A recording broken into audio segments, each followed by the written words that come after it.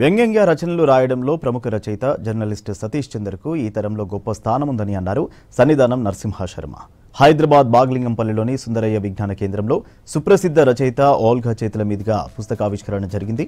ఈ సభకు సన్నిధానం నరసింహ శర్మ అధ్యక్షత వహించి మాట్లాడారు.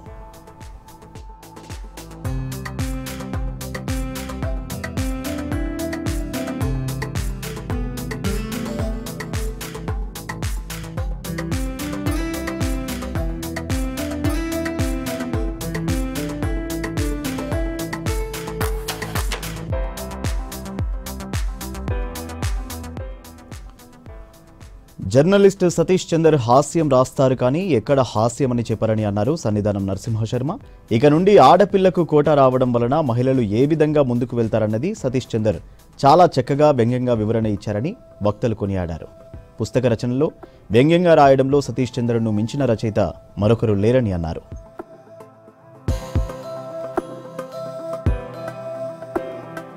వ్యాస సంపుటి సరిహద్దులు లేని సంఖ్యలు ఓల్గా అందరూ ఓల్గా గారంటే ఆవిడ ఒక సమూహం. ఆ పుస్తకానికి ఇలాగ శర్మ గారు ఊరికి ఆయన అనేక సభలకు అధ్యక్షం వహించారు, అది వేరే విషయం.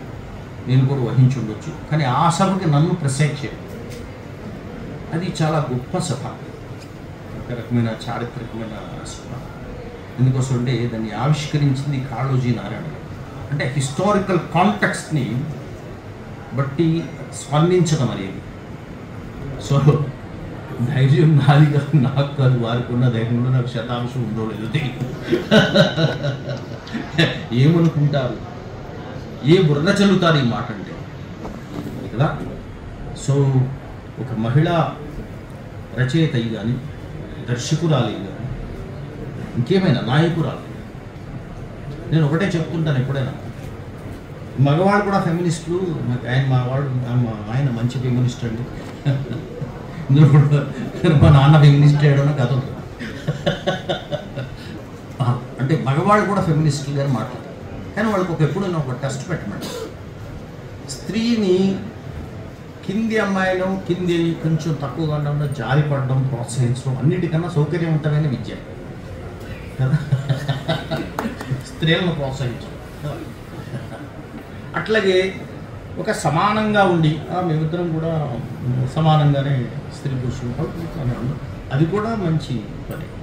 అలా కాదు, విమెన్ బాస్ దగ్గర పనిచేసి ఆవిడ మంచి ఆవిడని చెప్పాలి, ధైర్యం. Can you wear women boss, అప్పుడు చెప్తే అప్పుడు నువ్వు కూడా ఫెమినిస్ట్ అని. స్త్రీలు కొన్ని విషయాలు అడుగుతుంటే, ఉదాహరణకి ఆవిడ 3 తరాలు నవల 3 తరాలు కథని అనువదించేసినప్పుడు అంతే కదా, ఎవరి మీదే. అసలు మగవాడై ఉండి రాస్తేనే ఆయన మీద ఎంత బురద చెల్లారు, చలం మీద. అసలు చలం చెడగొట్టేస్తున్నాడు. అది ఆయన చేతనైనంతే చెడగొట్టాడు. చేతనైనంత 1% 2%, 99% వదిలేసాడు. చాలా నిజంగా 50% చెడగొట్టుంటూ ఉండేది సినిమా. బ్రహ్మాండంగా రకాల అట్రిబ్యూషన్స్ వేస్తారు, బురదలు వేస్తారు కదా. అసలు జంటలు విడగొడుతున్నారంటారు, కుటుంబాలు విచ్ఛిన్నం చేస్తున్నారంటారు కదా. కుటుంబం అనేది విచ్ఛిన్నం కదా. పూర్తి అప్రజాస్వామికమైన వ్యవస్థ ఏదైనా ఉందంటే అది కుటుంబ వ్యవస్థ.